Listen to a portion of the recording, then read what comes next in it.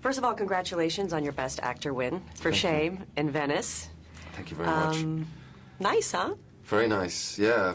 You know, real sort of very humbling, you know, to sort of be there and, you know, in the sort of company that was there this year, especially, you know, somebody like Gary Oldman, who was a massive influence on me from, you know, age 13, 14.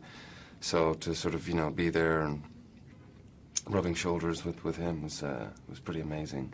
And, yeah, you know, I feel very lucky. Well, I think it's a little bit more than luck. You were an amazing actor. You were terrific in this movie, reuniting with Steve McQueen, who you did Hunger with. He mentioned that he started talking to you about this project some time ago. Mm-hmm. Is this what you expected? What did you think when you saw the script? Before I saw the script, I knew it was going to be, you know, pretty sort of committed, just because sort of, you know, knowing Steve. And, you know, to sort of really approach the subject full on. And when I read the script, I thought it was a beautiful story, you know. It made me sort of, I'd sort of think it had a lump in my throat and sort of welled up quite a bit. So Abby and Steve really sort of put something together that I thought was honest and brave and like I say, beautifully sort of, you know, handled. So then it was just a question of me you know, getting a grip on it and making sure that I did justice to it, really. So how did you get a grip on it? You're playing a sex addict, and there's no sugarcoating involved here. How did you get a grip on it and get yourself into this character? Can you talk a little bit about that? Yeah, I mean, it's pretty much, the process is always the same for me. I spend a lot of time with the script, you know, with the story that, that we're telling. And, you know, I reread the script, you know, maybe 250 times more, I don't know. And then sort of I start to sort of unlock the rhythms of the script, and the character starts to sort of, I don't know, just sort of seeps in. And of course then all the time you're thinking throughout your day, you know, what would Brandon do in this scenario, or where is he going after the film ends, or what sort of drink does he like to drink, what was he like at school, did he have many friends, what does his parents do, you know, all these sort of things to try and sort of formulate a complete character. But mainly it's dealing with the script. Then I spoke to a few people that were suffering from this affliction, and that was interesting. You get them to tell you stories, and from their stories you can sort of pick elements out and sort of maybe get more of a handle and an idea about what you're dealing with. And that was very, very helpful. And then, you know, research, just sort of in terms of sort of whatever I could find on the internet. Mm-hmm. There are some, we are virtually in every frame in this film, and there are a lot of scenes where you don't speak. And those are some of the most interesting scenes, I have to say. You have to go to some pretty dark places in this movie. What was that like on you, for you, to go to these dark places every day? This must have been a tough go. Yeah, I think this was probably the toughest job so far for me, definitely. And I think as well, because I was on the back of doing so many other jobs, I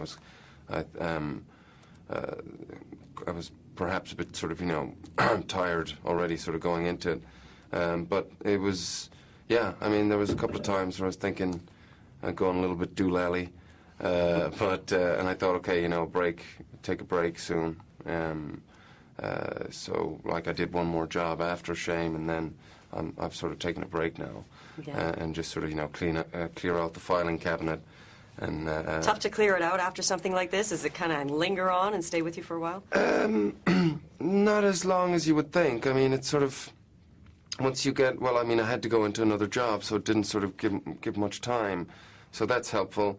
And then, you know, it's all right, actually. It's more sort of when you're in it, you know, because it was the time sort of that I had to prep the film. Wasn't a great deal of amount of time. So in the time that we were filming it, I spent a lot of time with the script as well. So I would go to work, come home, deal with the script, go out, get a bite to eat, come back, look at the script, go back to work. So it was very intense. But then, you know, it sort of washes away. You just sort of get over it. It's more when you're in it and you're happening.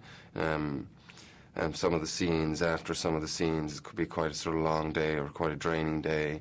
And then, you know, I've been on holiday for the last sort of 6 weeks, which has been nice, so eating nice food and hanging out with family and close friends, that's always sort of best way to recover. Rejuvenating, recovering. Yeah. Quickly, A Dangerous Method, another movie that you have here at the festival. Yeah. Congratulations on that, too. You play Thank a you. psychoanalyst, Yeah. Carl Jung, playing Yeah. with Viggo Mortensen, Keira Knightley. What a lovely cast. Can you tell us a little bit about this guy that you're playing, what it was like for you? Yeah, it was, you know, again, sort of the big sort of, you know, challenge of sort of, you know, not letting David Cronenberg down, and you don't want to be the weak link in David Cronenberg film. And so, yeah, it was, again, a matter of sort of dealing with the script a lot. Christopher Hampton has got such a beautiful but dense and dialogue-heavy script. So it was, it meant for me, again, working with the script a lot, trying to unlock the rhythms of that language. When you're dealing with that time period, you know, language is very much a weapon or a tool. And especially in the sort of academia world and the sort of higher status classes, the knowledge and grasp of language was essential in order to survive in any social gathering. So really to get a grasp on that was one of the first challenges, to find the physical sort of life of the character, you know, the etiquette of the time period, and then to try and sort of, you know, not allow that to sort of then sort of bog you down, and to keep it sort of fresh and tangible for a sort of modern audience, and just try and get inside his head, get some sort of essence of the man. And it was a joy, you know. We had a really wonderful time filming that. And again, you know, like you said, Viggo, I've been a fan of his for so long, and to be in a scene with him was really something really special. And then, you know, Keira, she's so impressive, I've got to say. She's very, very impressive young lady, very well prepared, doesn't bring her process into your world. She's good fun, she can have a laugh as well on set. And yeah, a real joy. And then Vincent Cassel comes in, steals the show in a couple of scenes. It's perfect. Wow. How nice. We look forward to that too. Much success with all the rest of the stuff, and thanks again for this. Thank you. Okay. Cheers. Thank you.